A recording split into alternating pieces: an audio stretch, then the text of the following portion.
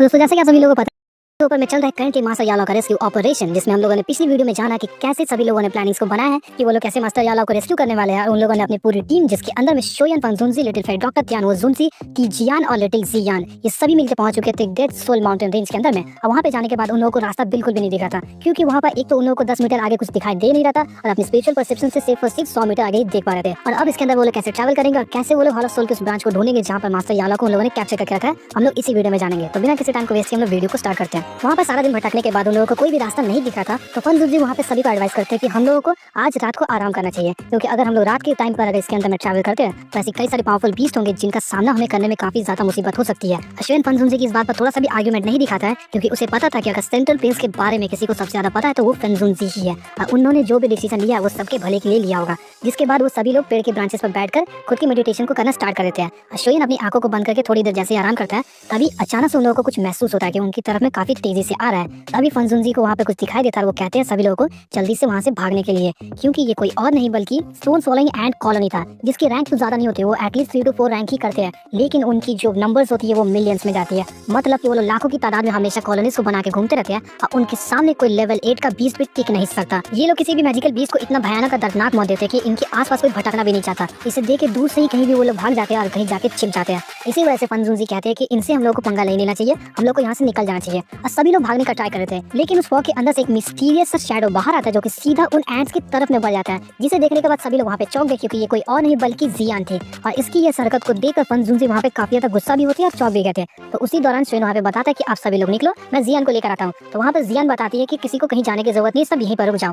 तभी उन एंट्स की कॉलोनी के अंदर से एक क्वीन एंट बाहर आती है, जिसके पास विंग्स थे और वो थोड़ी गोल्डन कलर की थी, और वो सीधा आके जियान के पास रुक जाती है और जियान उसके साथ में बात करने लगती है। इसे देखकर वहाँ के सभी लौंडे अब और भी ज्यादा चौंक गए, क्योंकि इतने पावरफुल जो बीस्ट है जिनकी रैंकिंग कम लेकिन पावर ज्यादा है, उसके सामने जियान कैसे आ सकती है। और इस मोमेंट को देख के सभी लोग समझ गए थे कि एंशिएंट वर्ल्ड ड्रैगन की जो ब्लड लाइन है उसे क्यों सुप्रीम माना जाता है सभी एंशिएंट बीस्ट के अंदर में। और यहाँ पे जियान उस गोल्डन क्वीन एंट के साथ में बातचीत करने लगती है। और थोड़ी देर की बातचीत के बाद जियान कहती है कि इस एंट को पता है कि एक्चुअली में जो हॉलो सोल का ब्रांच है वो इस माउंटेन रेंज के ऊपर में कहाँ पर है। और इसे सुनने के बाद सब लोग अब और भी ज्यादा चौंक गए थे, लेकिन शुइन वहाँ पे आगे बढ़ता है और जाके उस क्वीन वी को काफी ज्यादा ऑब्जर्व करने लगता है। तो वहाँ पे जियान उन दोनों को कंफर्ट करते हुए कहती है कि तुम्हें एक दूसरे से डरने की कोई जरूरत नहीं है। जिसके बाद वो सभी उस एंट का पीछा करने लगते हैं और वो एंट थोड़ी देर बाद ही हॉलो सोल के उस ब्रांच के पास में पहुंचा देती है, जिसे देखने के बाद सभी के अंदर में काफी ज्यादा टेरिफाइंग फीलिंग आ रही थी। लेकिन शुइन के मन में सिर्फ एक ही बात चल रहा था कि फाइनली अब वो अपने मास्टर यालो से मिल पाएगा।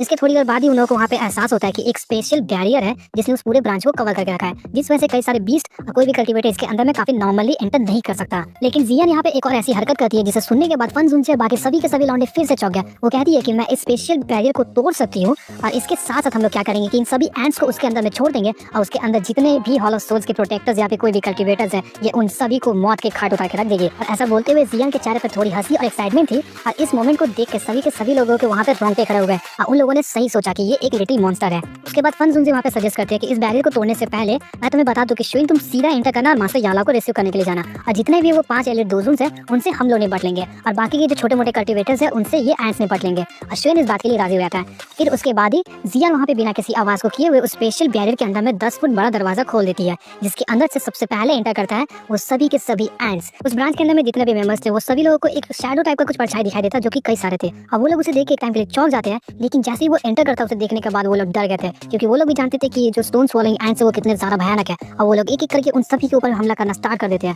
और वहाँ पे जितने भी हॉलो सोल्स के वो छोटे मोटे पावरफुल कल्टीवेटर्स थे वो उन सभी लोगों को वहाँ पे मौत के घाट उतार देती है। इसके बाद शुइन और उसका ग्रुप उसके अंदर में एंटर करता है और उधर सामने से हॉलो सोल्स के एलिट डोजुन्स आ जाते हैं। जिसके बाद वहाँ पे जैसा प्लान था वो सभी लोग उस एलिट डोजुन से लड़ना स्टार्ट कर देते हैं। और इसके बाद शुइन सीधा उस ब्रांच के और भी ज्यादा डेप्थ में जाना स्टार्ट कर देता है, और जैसे जैसे वो डेप्थ में आ रहा था छोटे मोटे कल्टीवेटर सामने आ रहे थे, उन सभी लोगों को वो जला के खा कर दे रहा था अपने पर्पल ब्राउनिश कलर के फ्लेम से, जो कि आप सभी को पता है कि कौन सा फ्लेम के बारे में मैं बात कर रहा हूँ। और वो इतना भयानक मंजर था कि नॉवेल्स के अंदर में मुझे फील हो रहा था कि वो उसके अंदर में कितनी सारी लाशें बिछा देने वाला है। तकरीबन उसने 6 से 7 कल्टीवेटर्स को पहले ही मार दिया, और जैसे ही वो थोड़ा और भी डेप्थ में जाता है तो वहाँ पर उसे एक और पावरफुल एलिट डोजुन अपीयर होते हुए दिखाई देते हैं, जो कि सभी लोगों को पता है कि मैं किसके बारे में बात कर रहा हूँ, किन तियान। हाँ, ये वही आदमी है जो कि मास्टर यालो को गार्ड कर रहा था जब मास्टर यालो को उन लोगों ने कैप्चर करके रखा है। और श्वेन इससे पहले भी मिल चुका है 2 बार, जब उसकी स्पिरिचुअल परसेप्शन मास्टर यालो के पास में आ गई थी और उसे देखकर श्वेन वहाँ पे उसे पहचान लेता है। और वहाँ पे किन तियान भी श्वेन को देख के पहचान जाते हैं कि ये वही लड़का है जिसकी 2 बार स्पिरिचुअल परसेप्शन मास्टर यालो के पास में आ चुकी थी। और दोनों बार किन तियान ने इसे हटा तो दिया था, लेकिन इस बार वो पर्सनली यहाँ पर आ चुका है। और किन तियान कहता है कि मैं तुमसे पर्सनली मिलने के लिए काफी ज्यादा एक्साइटेड था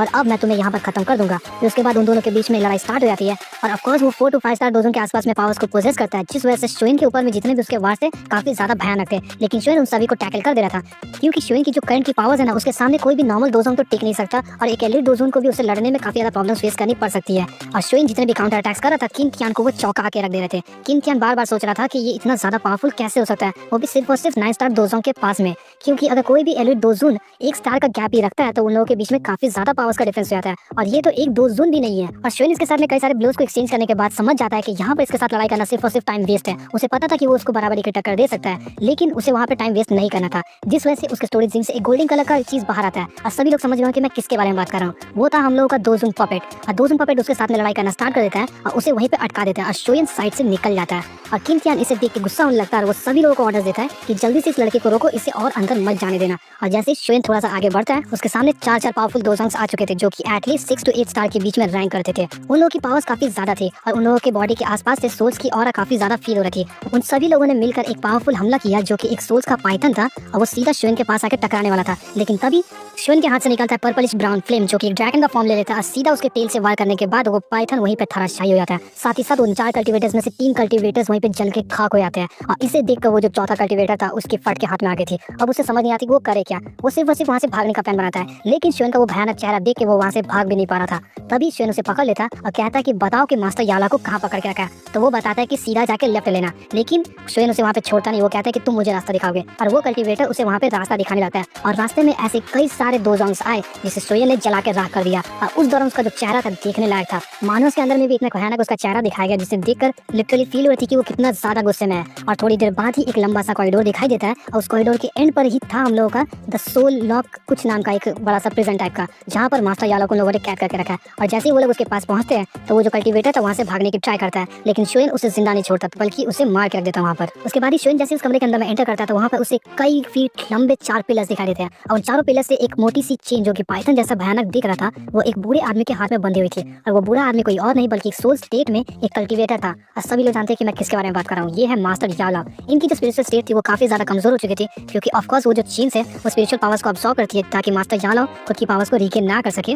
और इस सीन को देख के श्वेन की आंखों में आंसू आ गए थे। वो समझ जाता है कि मास्टर यालो ने इतने दिनों तक कौन सी तकलीफों को झेला है और वो सीधा मास्टर यालो के पास में पहुंचकर रोना स्टार्ट कर देता है। लेकिन जैसे ही मास्टर यालो श्वेन की तरफ देख के कहते हैं कि लड़के, मैंने उम्मीद नहीं किया था कि इतने कम दिनों के अंदर में तुम इतने ज्यादा पावरफुल बन जाओगे और तुम्हारी फ्लेम को देख के लग रहा है कि तुमने 3000 बर्निंग फ्लेम को भी ऑब्टेन कर लिया है, यानी कि तुम्हारे पास एक और न्यू हेवनली फ्लेम है।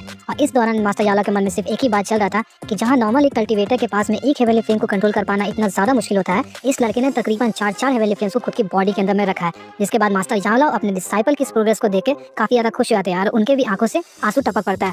लेकिन श्वेन वहाँ पे अपने इमोशंस को कंट्रोल करता है और सोचता है कि सबसे पहले यहाँ पर मास्टर को छुड़ाना जरूरी है। जिसके बाद वो उस चेन की तरफ में देखता है और अपने हाथ से पर्पलिश ब्राउन कलर के उस फ्लेम को फिर से निकालता है और इस बार उसने उस पूरे चेन को जला के राख कर दिया। जिसके बाद वो मास्टर यालो को उठाकर वहाँ से निकलने ही वाला था, तभी उसके सामने में एक काफी काला अंधेरा और स्मोक अचानक से अपीयर होने लगता है। जिसके बाद उन सभी के अंदर में एक काफी चिल सा ऑरा फील होने लगता है जो कि एक पावरफुल कल्टीवेटर की थी।